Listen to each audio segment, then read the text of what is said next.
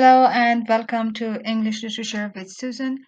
Today I'm going to talk about poetic theory and poetic practice of the Romantics, and this is the second part of my discussion of Romanticism based on Norton Anthology of English Literature. So we are going to just cover some of the highlights of the book, and I will provide some extra explanations for the parts of the Norton so that you can have a better image of what was Romanticism.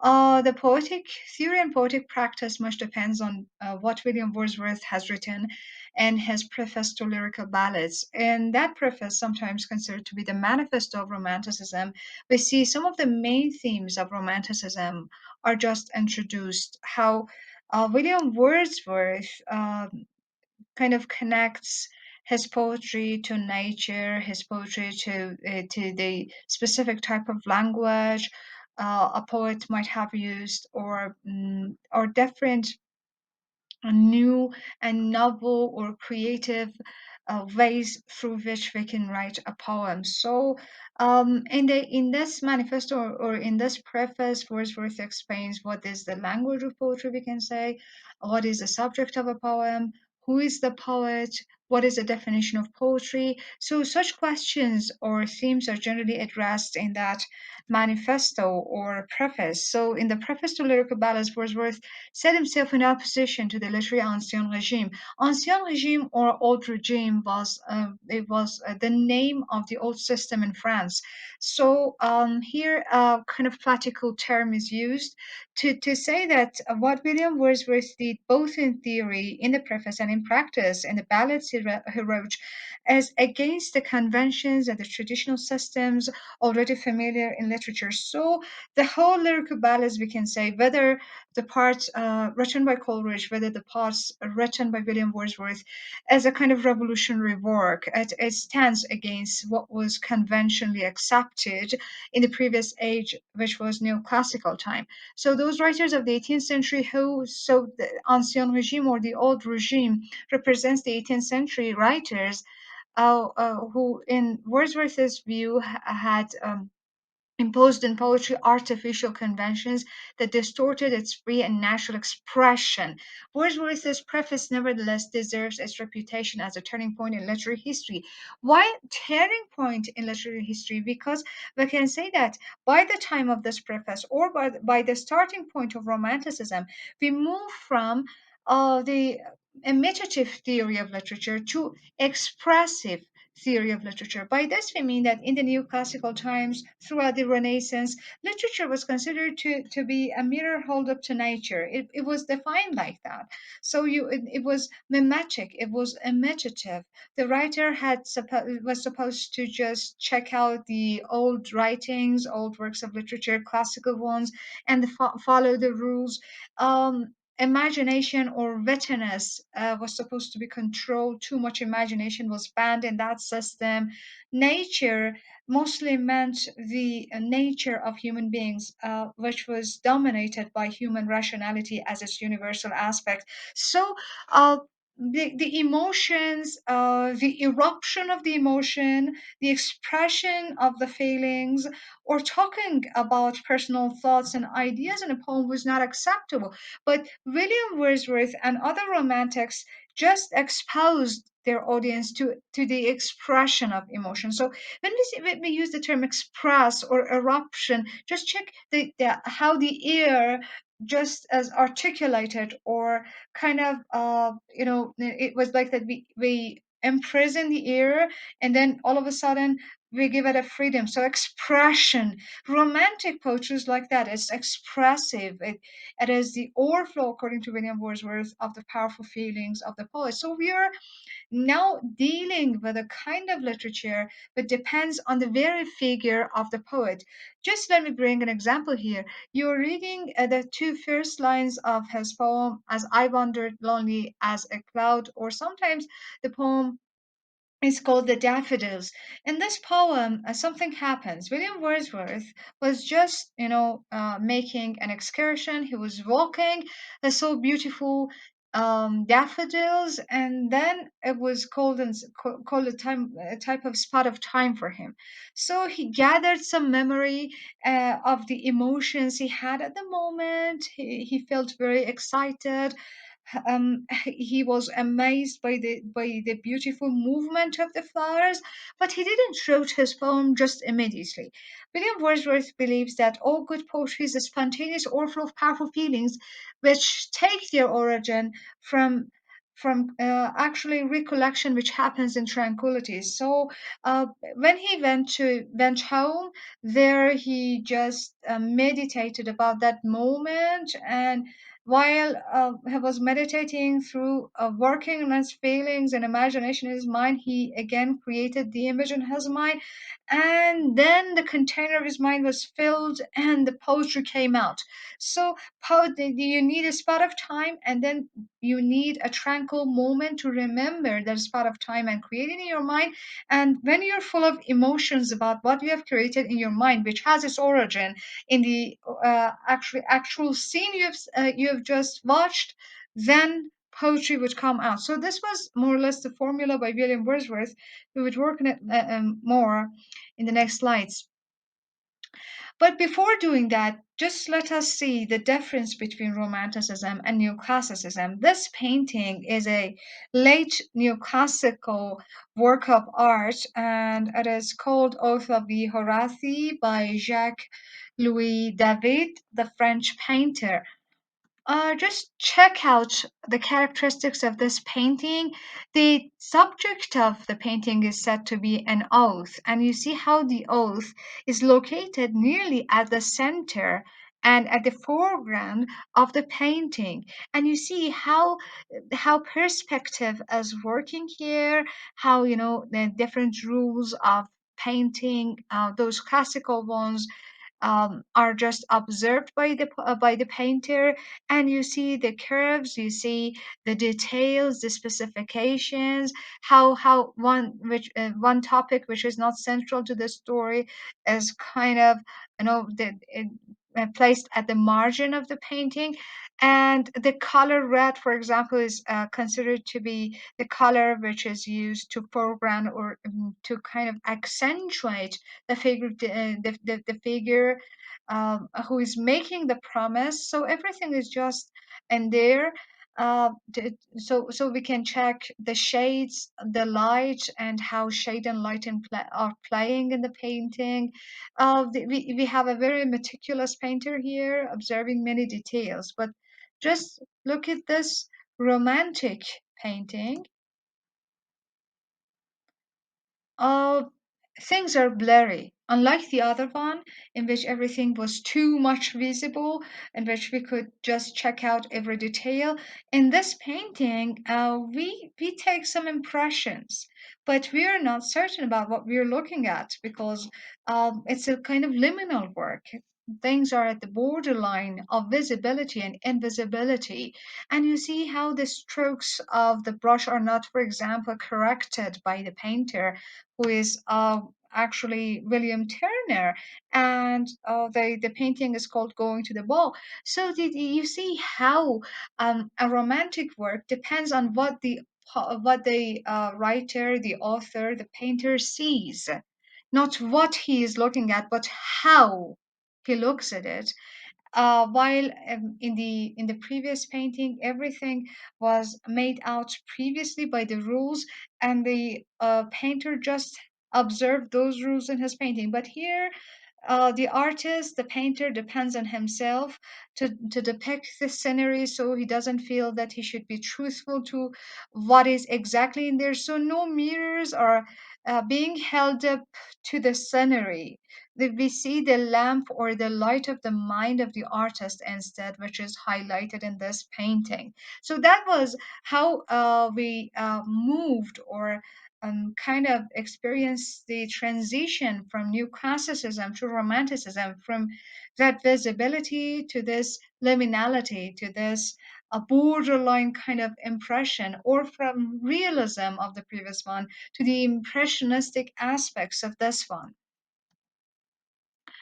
Now, I'm going to discuss some of the axioms, some of the most important aspects or elements of Romanticism, many of which are discussed in the preface to Lyrical Ballad, written by William Wordsworth. But anyway, some of them are observed and considered by other romantic figures. The painting you see here is a painting of Thomas Chatterton. Sorry, Thomas Chatterton is sometimes considered to be the precursor of the Romantic poets. Previously, being a poet was not a profession. It doesn't mean that okay, whether you're given money for that or not. Paying money, being paid with money is something, but considering yourself merely a poet in this life is something else. Chatterton was always mocked and ridiculed by his neighbors, by his family. They told him why you don't do something, why you're just idly staying your time at nature. What do you see in nature?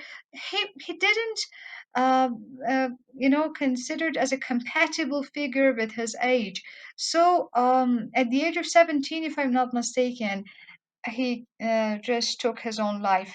And you see, his poems are just torn, the papers were torn, which included his poetry. So, Thomas Chatterton becomes a primary figure or a pioneer figure for the Romantics, and other Romantics mostly focused on their emotions, their observation of nature. They trying to interconnect the external world and the internal world of the mind. They were engaged with psychological issues and the workings and the procedures involved in the mind of a human being. So they were totally different, for example, from their new classical peers. And Thomas Chatterton is considered to be an icon.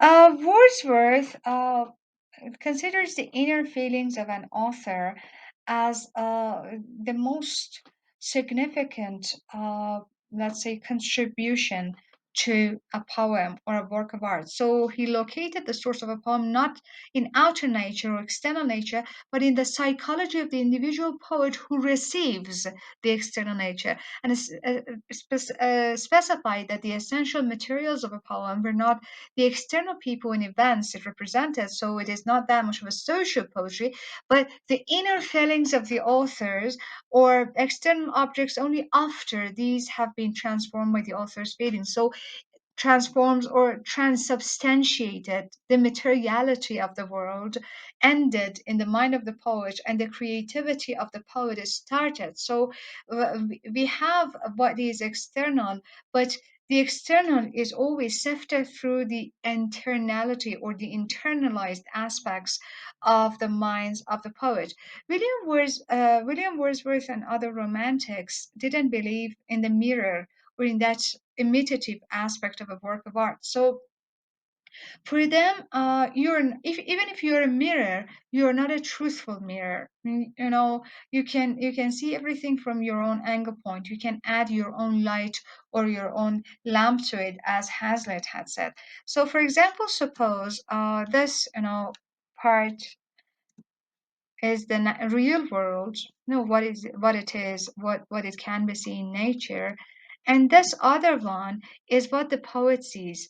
And you see the differences. For example, that we have changes of places, we have changes of colors, we have transformations and changes in the very morphology of this tree. For example, it doesn't have leaves here, while here something is added up to it, and you don't see the sun as it's supposed to be seen. So this is this is the mirror of the mind of the poet, while this is the reality of it. Sometimes it may be truthful, faithful to the original one like this, but in many occasions, the poet tries to add something as he sees it, as he or she can perceive it. So the perception of the poet comes first, and then the expression of that perception, rather than just depicting the external items in the world.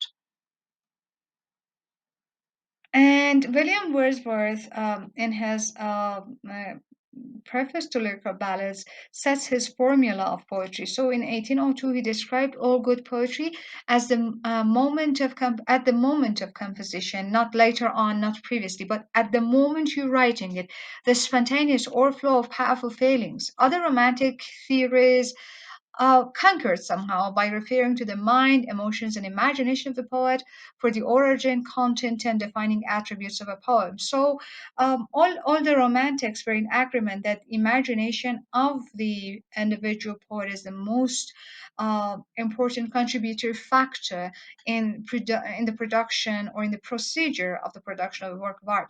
And famously, William Wordsworth had used the image of a container, the metaphor of the container for the mind. Suppose that this cup is your mind, so that container, and when you fill it up with emotions, no, it has a kind of capacity. When you go beyond its capacity, a kind of overflow happens. The overflow here is the poem. So you have a mind, the mind is working like a container.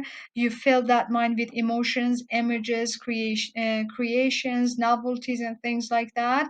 And all of a sudden, your mind cannot just keep everything in it. So it needs an outlet. And this outlet is supposed to be the poem. It happens in the form of a poem. So the poem is the result of the lack of capacity, let's say, in the mind of the poet, because that mind would have a limited space, but it can find an outlet in the real world. Lord Byron also famously uses quite a similar image. He says, in a Titanic, let's say, words, that the poem happens like the eruption of a volcano. And he says that the volcano is full of lava, and then all of a sudden, the earth can no more keep the lava inside it. So it pushes it outside, and we have that eruption. And he says if that eruption doesn't happen, earthquakes would happen. So this kind of poetry saves the mind of the poet. It doesn't have any ways, rather than choosing an outlet and letting go of the materials inside it.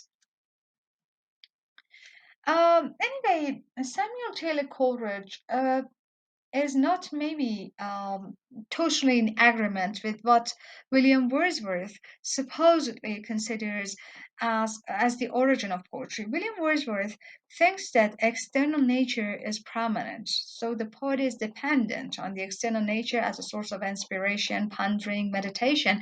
But Samuel Taylor Coleridge puts all the responsibility over the shoulders of the mind of the poet. In order to explain his theory of a poem, Samuel Taylor Coleridge uses the image of a plant. He says everything starts with a seed. You put the seed in the soil, and then you provide it with water, with light, with maybe some other materials which help its growth, and then we have that plant, and you know how a plant has a life. You suppose that you do not just attach leaves to a plant, it comes naturally to it. So Coleridge thinks that the poetry is also like that. Poetry, he says, one word begets the other. So the form is in there. When you have the plant, for example, of an apple tree, it would no more end up in a pear tree, for example. But no apple trees are similar to one another. There are differences, there are uniqueness in that. He thinks that a poem is like that. The seed is in there, and it has a life of its own, and it is called the organicity of a work of art, or it's being like an organism. It has a life of itself. Coleridge subsequently drew on German precedents and introduced into English criticism an account of the organic form of a literary work.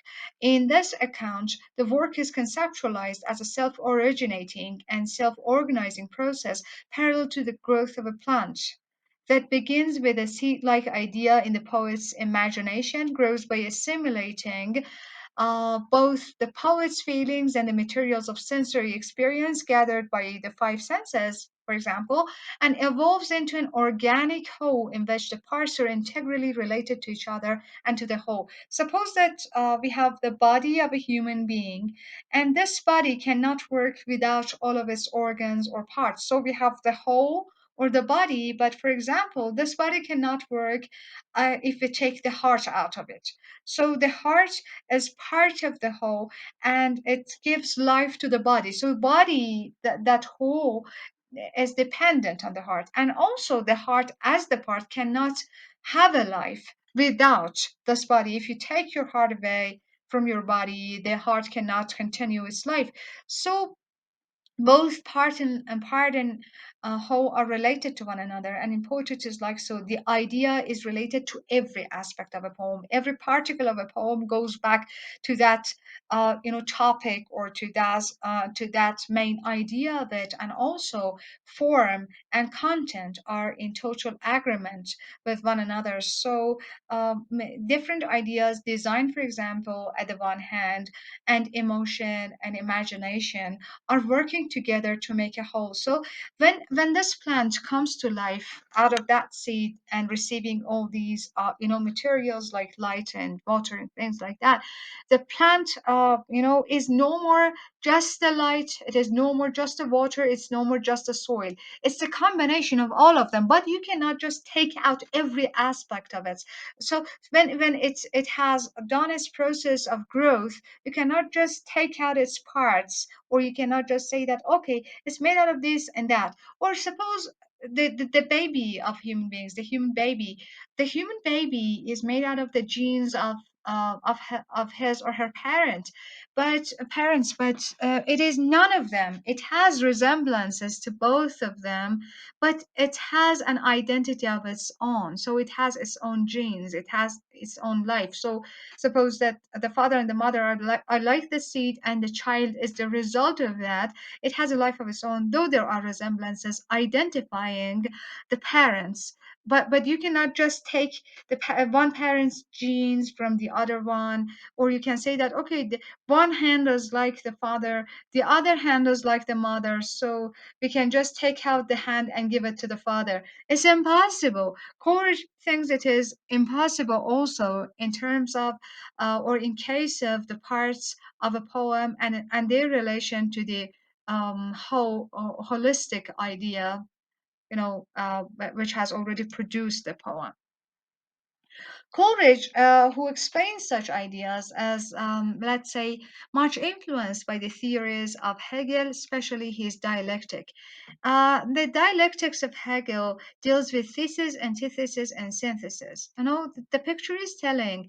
The thesis is something, antithesis is something antithetical to it, is totally different from it. So we have two different forces, but when they are combined, they are actually the synthesis. You cannot just take the blue out of this or the red out of this. Suppose that you are painting and you don't have the color green, so you're forced to just use blue and yellow.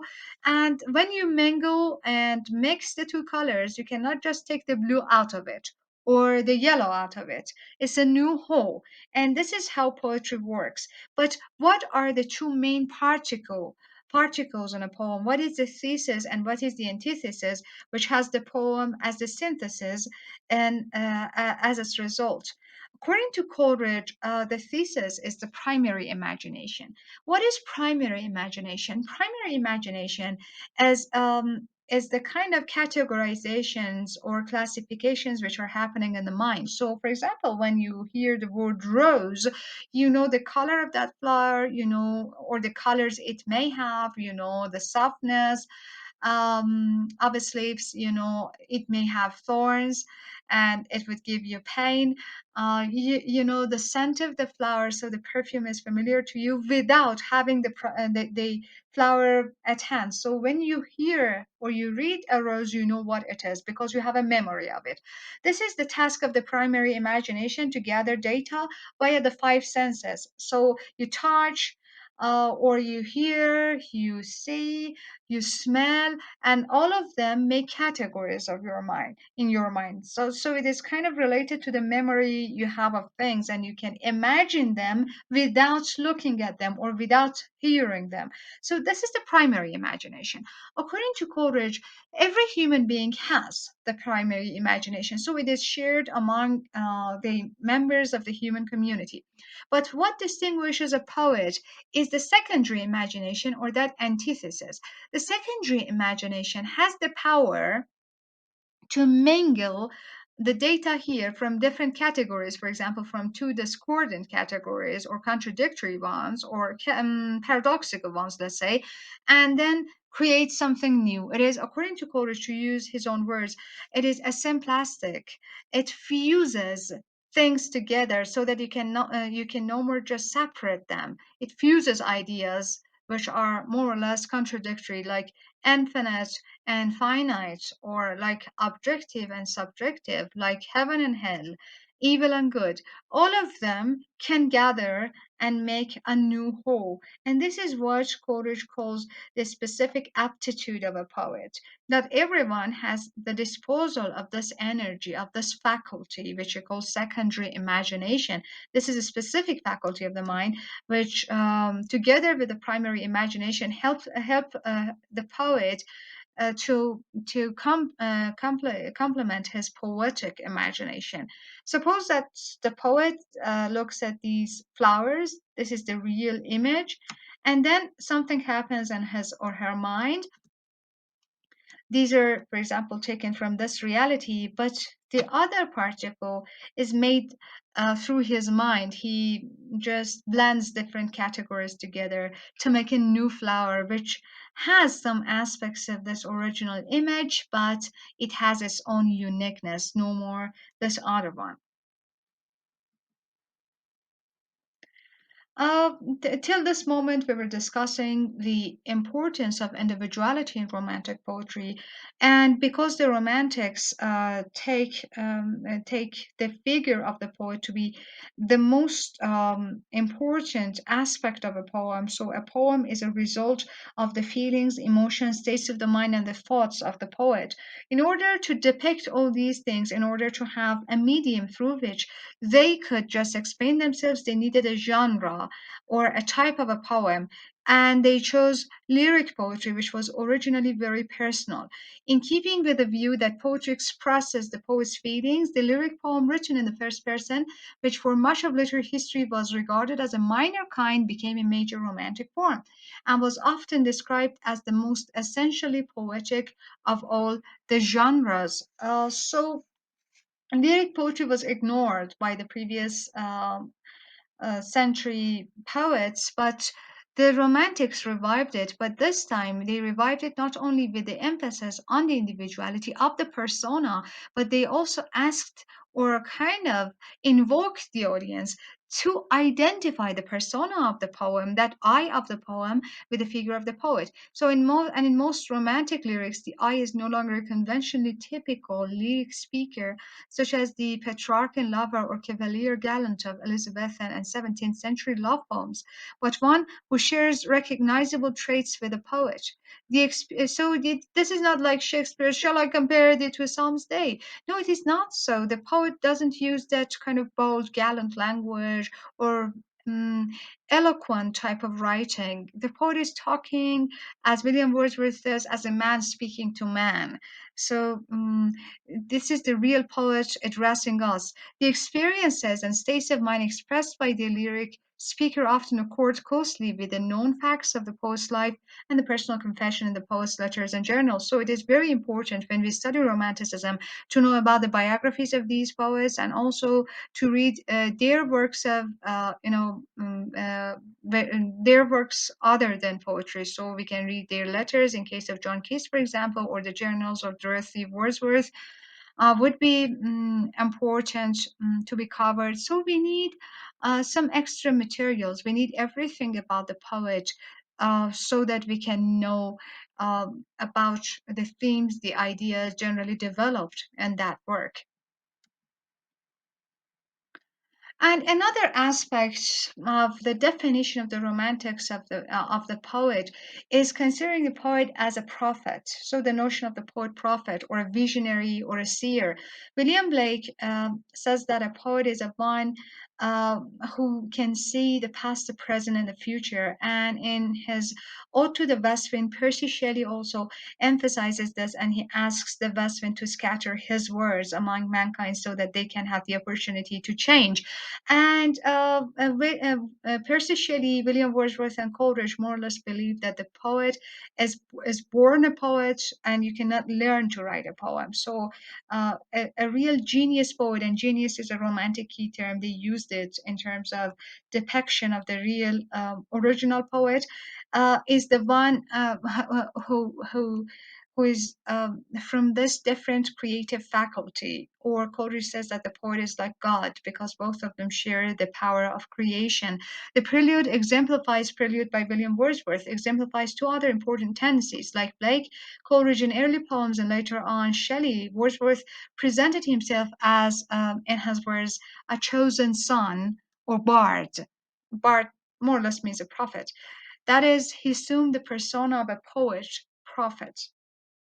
He's not the word poet originally means craftsman.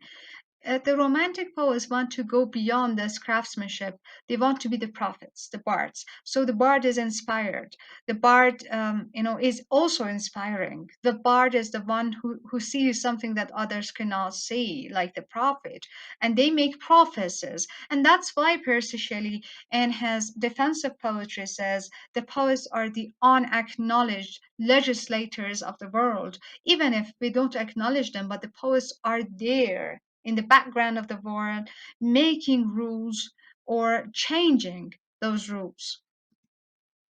Not merely artists, but more than that. The second topic concerning the characteristics of romantic poetry is spontaneity and the impulses of feeling. Romantic literature is impulsive. It is dependent on the moment the poet is experiencing something like this painting. It is called Snowstorm. And when I show it to my students, in many occasions they say, we don't see the snow here. But I tell them, this is not just you. William Turner is important. He could see the storm and he had depicted or imagined, portrayed it like this. So that spontaneity is there. Maybe later on, William Turner would never show a snowstorm like this. But at the moment, it was his feeling. And you see how the brush has just impulsively touched the canvas. Know that there are impulses, there are just pulses, just pushes, and then taken away the brush. So this is how he had depicted the scenery via his own impressions. So the romantic poetry is like this. It might be blurry, it might not be totally clear, but it is important in the sense that it is created spontaneously. So you don't pre-design, you don't pre-think, okay, let me think, let me brainstorm first. No, these things are not romantic. If you're a true poet, you write poetry on the spot, and that's it.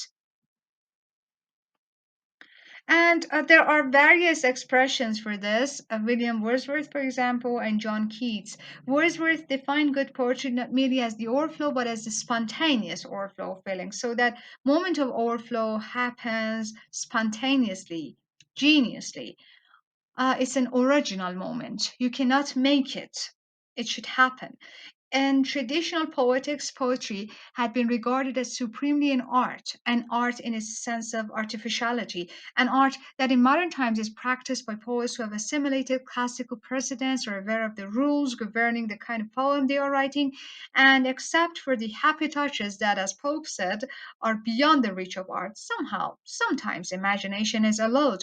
Deliberately, they people like Pope and other neoclassics deliberately employ tested means to achieve premeditated effects in an audience on an audience. But to Wordsworth, he says that if I use true emotions or the original emotions or universal emotions, then my audience would also feel that because it touches upon their universal emotions as well. So if you speak with the language of emotions, they would understand you, or the thing like heart speaks to heart. But to Wordsworth, although the composition of a poem originates from emotion recollected in tranquility and maybe preceded and followed by reflection, the immediate act of composition must be spontaneous, arising from impulse and free from rules. Keats listed as an axiom in one of his letters a similar proposition that if poetry comes not as naturally as the leaves to a tree, it had better not come at all. So it is natural.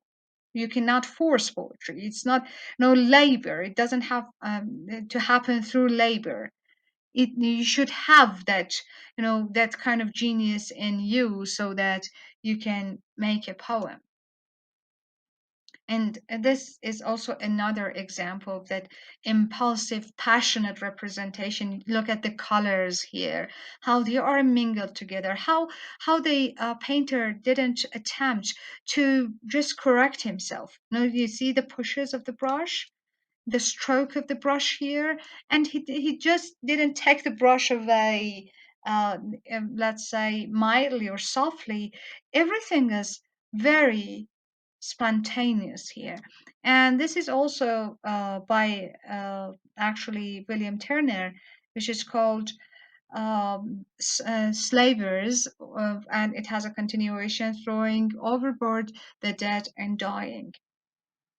So in case of William Turner, it is most of the times difficult to interconnect maybe what we see and the subject, but William Turner had saw them.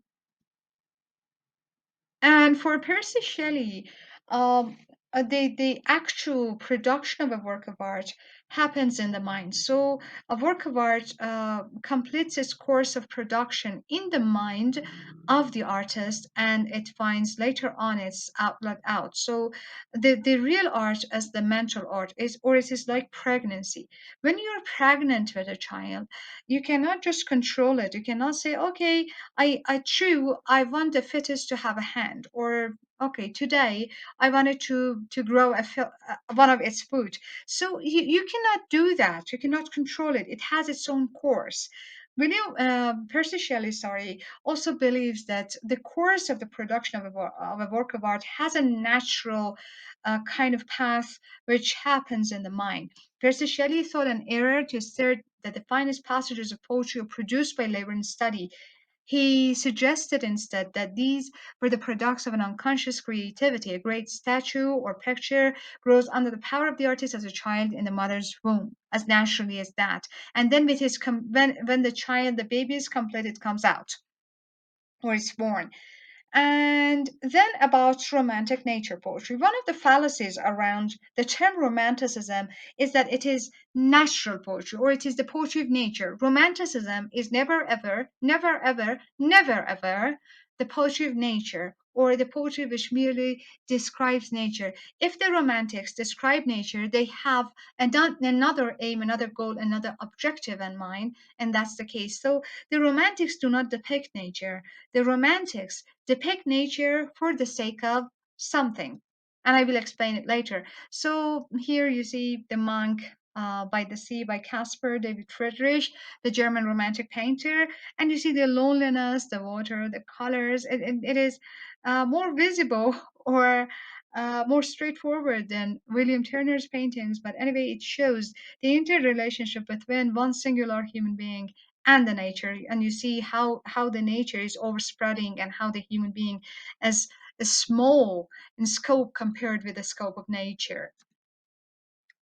William Wordsworth's reaction to urbanization was to choose nature over culture. So Wordsworth identified lyrical ballads as his effort to counteract the degradation and taste that had resulted from the increasing accumulation of men in cities.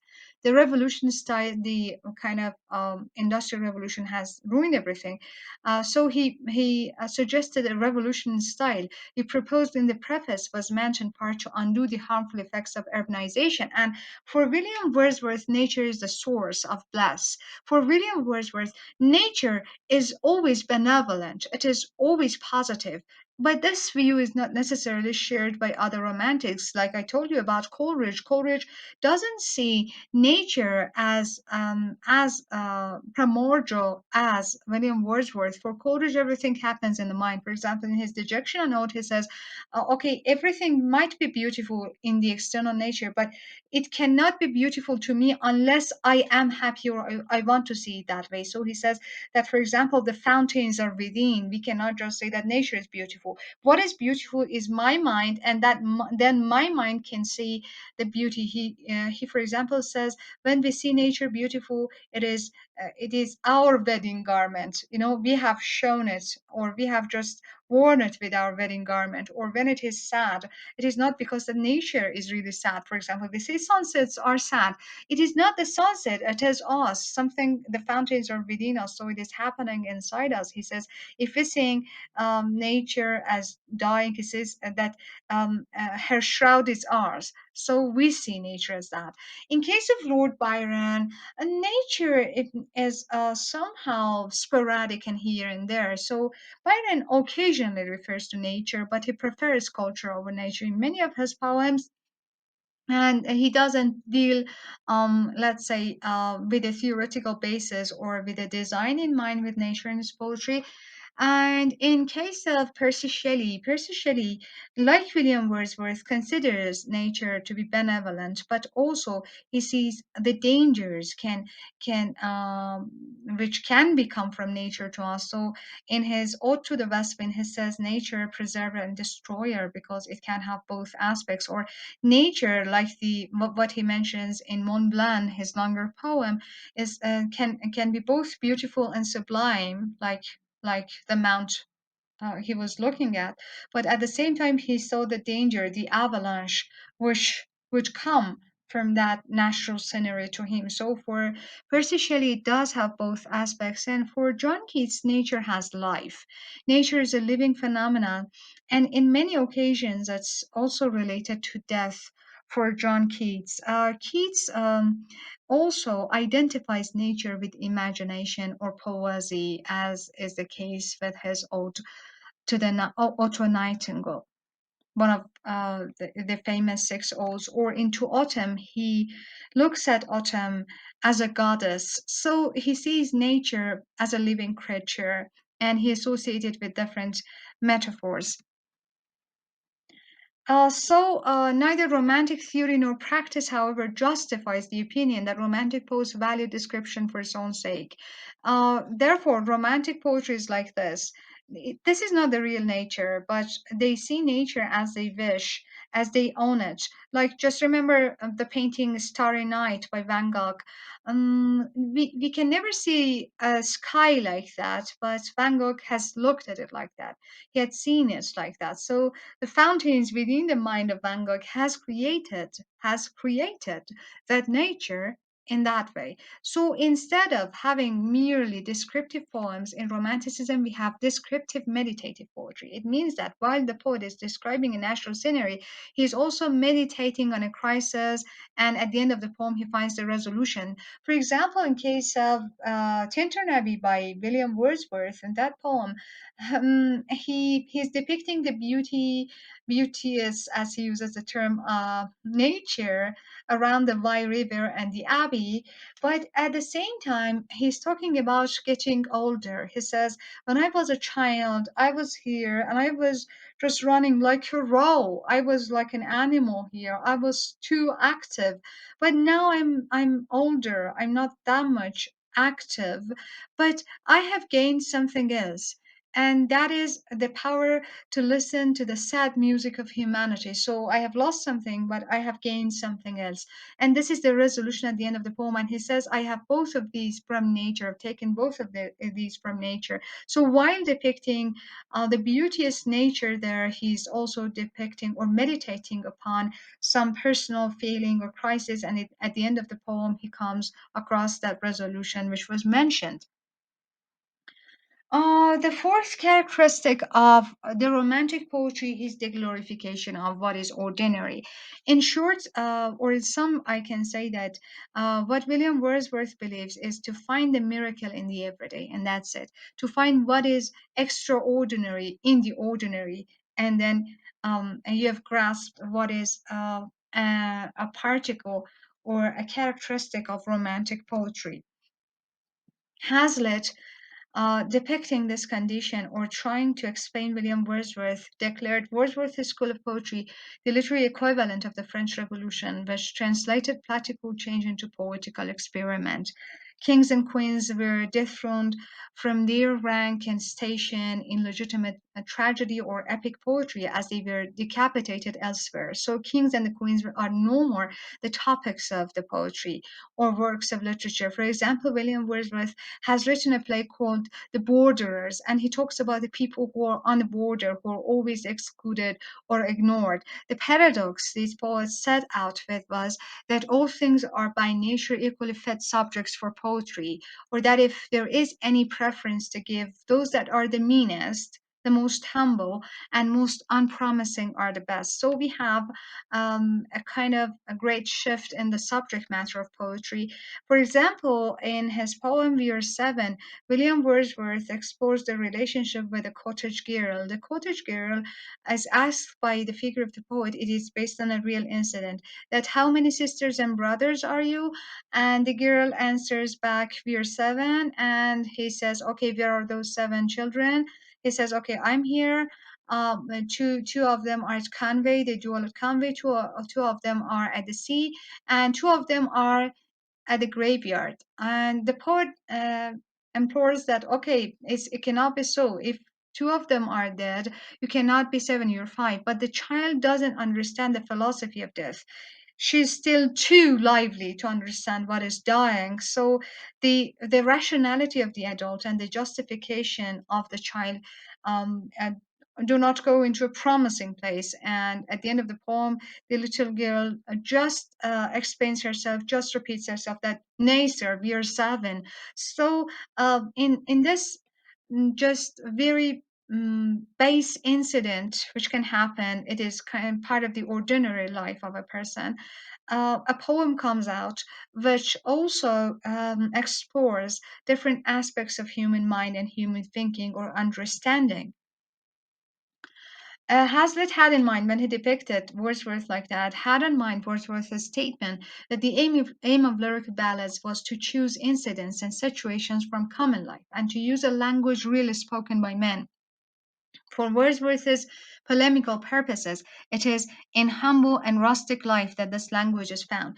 Let me explain the relationship with the language really spoken by man and the rustic life. They ask William Wordsworth, what is it that you say that the language of poetry is the language really spoken by men? But we know that poetry is more than that. That we know that the language of poetry is more gallant or eloquent. So how you say this? He said that it is not all about words; it is about the emotions. So the language, the real language of a poem is the emotion transferred via that. And I think that if you touch upon the original or universal feelings of a person, okay, or if you talk about your original universal feelings, other human beings would also feel the same thing. And what is the relationship of this kind of language of emotion with rustic life? William Wordsworth believes that rust in the people who are having a rustic life, who are rural, are in more close contact with nature, and because of that, they feel nature and the original language of mankind better. They are closer to what is real. They are closer to the original language of the earth. So their emotions are not polluted. So if you choose them as your subject matter, or if you explore their emotions, you're actually exploring the real language spoken by men, or the original language of the emotions. And Wordsworth even goes beyond this. Yet Wordsworth's project was not simply to represent the world as it is, but as he announced in his preface, to throw over situations from common life a certain coloring of imagination, whereby ordinary things should be presented to the mind in an unusual aspect. That's miracle I told you, to see something defamiliarized or to see something different today. It's like an epiphany that you have not perceived it yet, but all of a sudden you come into this conclusion that, okay, wow, what a beauty, while every day you've passed it. And finally, Wordsworth's aim was to shatter the lethargy of custom, as to refresh our sense of wonder in the everyday, the trivial and the lowly, like this one. That it's like just looking at the world from this perspective, wearing glasses to see everything more highlighted, more accentuated, or even bigger or more concentrated. So we concentrate on something ordinary, and then we feel it beautiful. We feel how wonderful it is. And this was my discussion of the poetic theory and practice of the Romantics, part two. I will continue the poetic theory and practice of the Romantic figures and their other genres, like their work of prospection or drama, in the next series.